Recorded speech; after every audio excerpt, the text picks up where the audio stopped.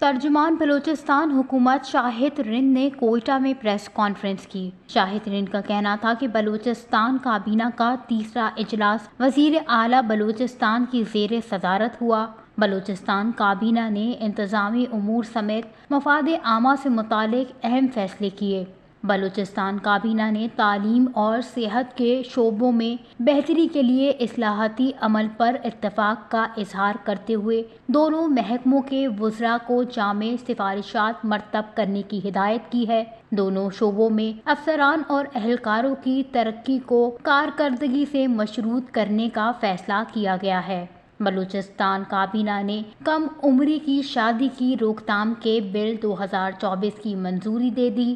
گھریلو تشدد کے خاتمے کے ترمیمی بل 2023 کی بھی منظوری دی گئی۔ ترجمان بلوچستان حکومت کا مزید کہنا تھا کہ اجلاس میں صوبائی زکوٰۃ کمیٹی کے چیئرمین اور اراکین کی تقرری ٹیسٹ انٹرویو کے ذریعے میرٹ پر کرنے کا فیصلہ کیا گیا۔ وفاقی لیویز کو صوبائی لیویز فورس کے انتظامی ڈھانچے میں لانے کی بھی منظوری دی گئی۔ وفاقی لیویز کے مستقبل کا فیصلہ کرنے کے لیے صوبائی وزیر داخلہ کی سربراہی میں کمیٹی قائم کی گئی ہے۔ کمیٹی میں صوبائی وزراء سردار سرفراز ٹونکی، سردار عبدالرحمان کیتران اور نور محمد ڈمر بھی شامل ہوں گے۔ کابینہ نے اجلاس میں نجی سیکیورٹی کمپنیوں کی تجدید و اجرا فیس میں اضافے کی منظوری دی۔ سبی میں خواتین پولیس اسٹیشن کے قیام کے ساتھ ساتھ بلوچستان فائنانسنگ سائنسز ایجنسی کے قیام کو بھی منظور کیا گیا۔ سینیٹر قہدہ بابر کی جانب سے بلوچستان کی نشستوں میں اضافے سے متعلق ایک آئینی بل لایا گیا تھا،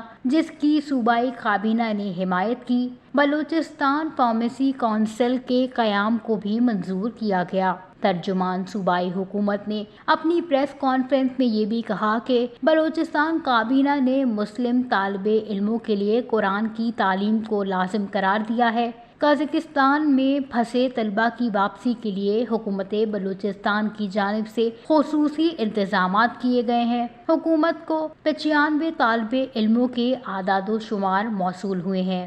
اجلاس کے آخر میں بتایا گیا کہ امن و امان کے لیے بھی فیلڈ پولیس افسران کی میرٹ پر تعیناتی بھی کی جا رہی ہے۔